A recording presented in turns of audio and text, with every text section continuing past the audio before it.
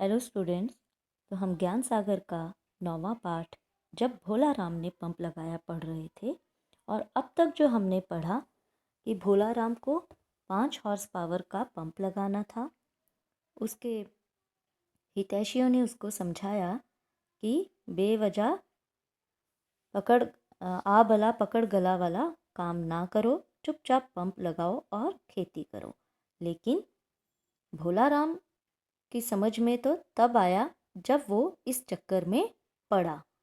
तो अब वो भागते भागते हर दफ्तर के चक्कर लगाते लगाते वो इतना परेशान हो गया है कि अब उसे लगता है कि आवश्यकता के बाद यदि आवश्यकता खत्म होने पर यदि काम हो तो फिर उसका क्या फ़ायदा। तो चलिए आगे देखते हैं। वो यहाँ पर हार जाता है, कहता है धन्य है सरकार और धन्य है तुम्हारा सरकारी नियम। मरता क्या न करता। भोलाराम भागा भागा सिंचाई दफ्तर पहुंचा। अब वो कहाँ पहुंचा है? सिंचाई दफ्तर पहुंचता है। और सिंचाई साहब ने अर्जी पढ़ते ही जोर से मुंह बिचकाया और कहा, मतलब उनको गुस्सा आया, और नदी से तुम्हें पानी दे देंगे और बांध में पानी कम हुआ तो कमांड एरिया के खेतों को पानी कहाँ से देंगे। इस बार भोलाराम ने झल्ला कर कहा। अब धीरे धीरे भोलाराम का भी क्रोध बढ़ रहा है। मेरा 5 हॉर्स पावर का पंप कोई अगस्त्य मुनि नहीं है। कोई अगस्त्य मुनि नहीं है साहब जो नदी का पूरा पानी पी जाएगा। सिंचाई साहब ने चिढ़ते हुए कहा, हम कोई मंत्री नहीं, सरकारी अफसर हैं। लिखित में कुछ देते हैं तो पहले पूरी जांच पड़ताल कर लेते हैं। अभी हम अपने एसडीओ के जरिए सब इंजीनियर को खबर भिजवाएंगे। वह इस बात की जांच करेगा कि बांध के जल ग्रहण क्षेत्र के कितने क्यूसेक पानी के आधार पर बांध को डिजाइन किया गया है। इसके बाद वह इस बात की जांच करेगा कि 5 हॉर्स पावर का पंप लगाने से बांध की भरण क्षमता को कोई खतरा तो नहीं। तो अब मतलब जो बांध बनाया गया है वो कितने पानी की क्षमता के लिए बनाया गया है, और उसमें से यदि इतना पानी ले लेंगे तो कोई फ़र्क तो नहीं पड़ेगा। तो इस चीज़ के लिए वो कह रहे थे कि अभी हमें आगे आगे आगे जाकर इसकी खबर भिजवानी है, उसके बाद जांच पड़ताल होगी, तब देखा जाएगा। तब तुम्हें नो ऑब्जेक्शन सर्टिफिकेट मिल सकता है। मतलब इतनी कार्यवाही और है। अभी एसडीओ के पास जाना है, सब इंजीनियर के पास जाना है। उसके बाद वहाँ से ये लिखित रूप में लाना है कि वहाँ की जल ग्रहण क्षेत्र के कितने क्यूसेक पानी के आधार पर बांध को डिज़ाइन किया है, और यहाँ पर कोई फ़र्क तो नहीं पड़ेगा 5 हॉर्स पावर का पंप लगाने से। तब तुम्हें नो ऑब्जेक्शन सर्टिफिकेट मिलेगा। इस लंबी खानापुरी को सुनकर भोलाराम भयाक्रांत हो उठा। भयाक्रांत, देखिए डर जाना। बेचारा बहुत डर चुका है कि ये कैसा काम है। सहमते हुए उसने पूछा। अब बिल्कुल सहम गया, यानी कि इस कार्यवाही में कितना समय लग जाएगा साहब?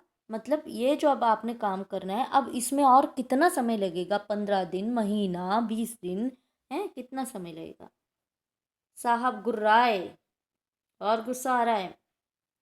क्या हम लोग तुम्हारे ही काम के लिए खाली बैठे हैं? सरकारी नौकर हैं। सरकारी बैठकों दौरों से फुर्सत मिलेगी तब सोचेंगे, यानी यहाँ वहाँ घूमते रहेंगे, तुम्हारे काम देखेंगे जब बैठेंगे चैन से। तो कम से कम 1 माह का समय तो लग ही जाएगा। देखिए अब 1 महीने का समय केवल नो ऑब्जेक्शन सर्टिफिकेट लेने के लिए। भोला राम को बेहोशी सी आने लगी। कुछ कहे बिना ही वह लौट आया और महान भारतीय परंपरा के अनुसार बिना किसी अनुमति के उसने पंप फिट कर पानी लेना शुरू कर दिया। देखिए अब उसने कोई अनुमति नहीं ली। उसने देखा 1 महीना लगेगा, जाने दो, लगने दो। अब चुपचाप उसने 5 हॉर्स पावर का ये पंप फिट करा लिया और अब मज़े से पानी ले रहा है। और देखो खेतों को सिंचाई हो रही है और भोलाराम भी प्रसन्न नजर आ रहे हैं। अब उसने देखिए बिना अनुमति के जब ये काम कर लिया तो लाइनमैन ने विद्युत कनेक्शन देने में लाइनमैन ने विद्युत कनेक्शन देने में खुशी प्रकट की। पंप मजे से चल रहा है, अब लाइनमैन भी कुछ नहीं बोला। फसल अच्छी है। उन्नत कृषि का निरीक्षण करने कभी तहसीलदार, कभी सिंचाई साहब, कभी बिजली साहब आते रहते हैं, जिनके दफ्तरों में इसने चक्कर लगाए, जिन्होंने इसके काम को रोकने के लिए कई बहाने बनाए, वो सब अब देखिए निरीक्षण करने आते हैं, मतलब देखने आते हैं कि किस तरह की फसल हुई है। कभी सिंचाई साहब तो कभी बिजली साहब।